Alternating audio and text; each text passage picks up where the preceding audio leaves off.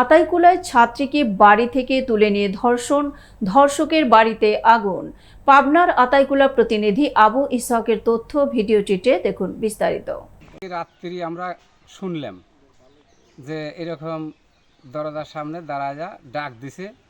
ডাক দেওয়ার পরে মেয়েটা বাড়া আইছে, মনে করছে যে আমার আব্বা ডাকতেছে, এই মনে করেন যে বাড়া আইছে। ওরা দুইজন আসে মানে গলার মুখ চোখা আঁটিয়ে ধরে নিয়ে বাইরে চলে গেছে। আর সারা শব্দ করতে দেয় নাই, চিৎকার দিবি তাও সময় পায় নাই।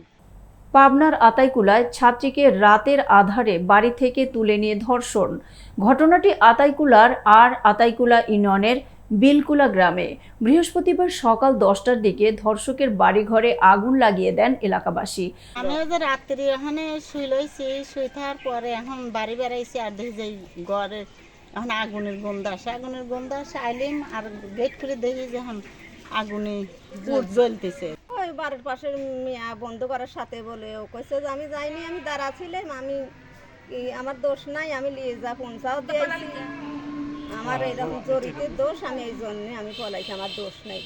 মামলা সূত্রে জানা যায়, আতাইকুলা থানার বিলকুলা গ্রামের সৌদি আরব প্রবাসীর স্ত্রীর ঘরে প্রায় রাতেই উকি দিত প্রতিবেশী মামুন ও জুয়েল।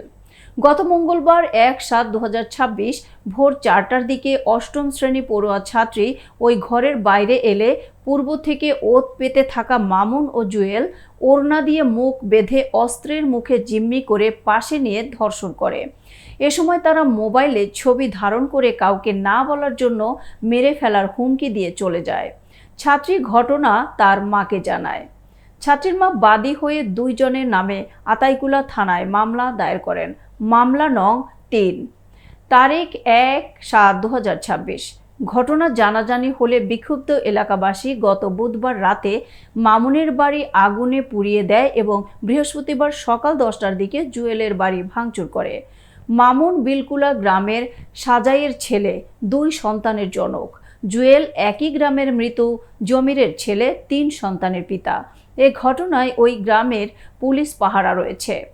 বিষয়টি নিয়ে আতাইকুলা থানার ওসি মজিবুর রহমান জানান, থানায় নিয়মিত মামলা হয়েছে, আসামি পলাতক রয়েছে।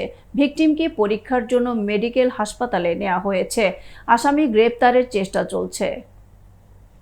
এতক্ষণ সঙ্গে থাকার জন্য ধন্যবাদ। IOR টিভির নিয়মিত আপডেট পেতে ভিজিট করুন আমাদের ওয়েবসাইট, ফেসবুক, ইনস্টাগ্রাম এবং ইউটিউব চ্যানেলে।